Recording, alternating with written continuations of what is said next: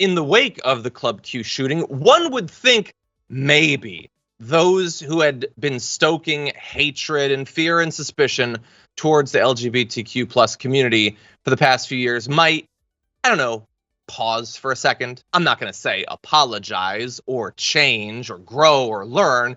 That's way too much to expect, but maybe just pause briefly.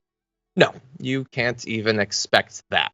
So Libs of TikTok had this message of Colorado, some organization in Colorado teaching kids how to become drag queens and blah, blah, blah. The fact that, people are just in the wake of this mass shooting isn't going to stop them from continuing the campaign.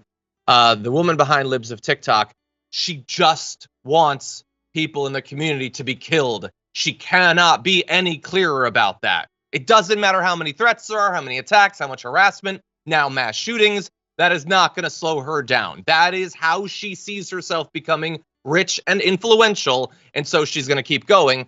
And the others, to varying extents that have made this core to their ideology, if they're angry about anything in the wake of this horrific shooting, it's that it might hamper their efforts to spread hatred and fear. So you have people like Ben Shapiro saying, the quest by the Democratic leadership and media to link a horrifically evil shooting at a Colorado gay club to anyone who doesn't support a progressive social agenda is ongoing and terrible for the country. It's a cynical game only one side plays, and it's trash. Okay, so again, look at the fact that in the wake of this killing, the fact that we would like them to just stop actively attacking the community, that's a progressive social agenda. We have the agenda because we don't want to be attacked. In the same way that Ukraine has an agenda vis-a-vis Russia in that they don't want to be invaded. Isn't that an amazing little twisting of reality there by Ben Shapiro?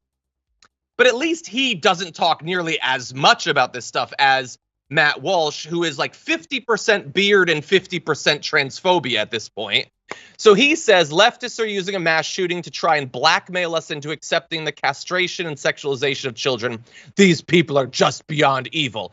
I have never felt more motivated to oppose everything they stand for with every fiber of my being. Despicable scumbags. So that's sickening in a lot of ways, particularly in that he is pretending that any of this matters in some fiber of his being to him. This is a grift. This is a ruse. This is something he started doing a year and a half ago that he didn't care at all about 10 days before that.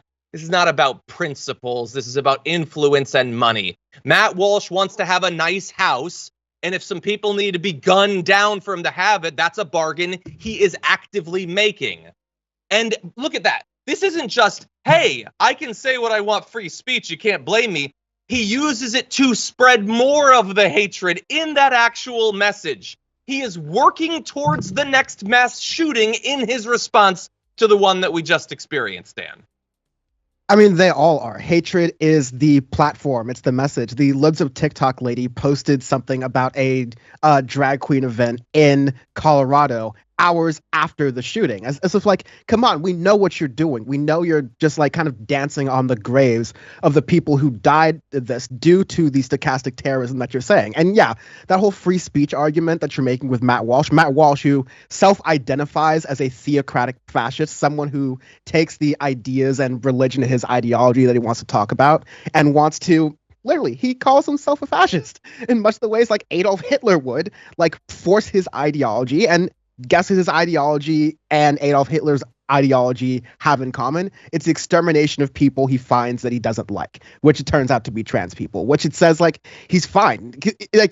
I think another interesting thing here is that Ben Shapiro is technically, their roles are a little bit different now, but Ben Shapiro founded the Daily Wire, and Matt Walsh and Candace Owens are both on that network. So when Candace Owens was popping off with some anti-Semitic stuff with Kanye West, Ben Shapiro was made it very clear, hey, listen, we need to calm down. Let's make sure this is not what we believe. This is unclear. This is not what we believe, because this could be very, very dangerous. Oh, no. When it comes to trans people, that's not all lies. That's not all factually inaccurate. What Matt Walsh is saying is exactly correct. And even though we can see exactly what's happening with the danger in real time, I don't care. That's totally fine on my network. You can even see Ben Shapiro's ideological inconsistency in this, too, because we've seen synagogues targeted. We've seen gay bars targeted. This should be black and white to Ben Shapiro, but it's not, because it's an ideological game for these people to have larger houses and complain about crime they don't see. Exactly. Yeah, and by the way, we're going to, in the aftermath, we're going to show you how, like, even the supposed political benefits that they imagine from this horrific violence that they're pushing, there's not much evidence that it actually exists. It is just personal benefit for them and some people being murdered. We'll give you more details a little bit later on.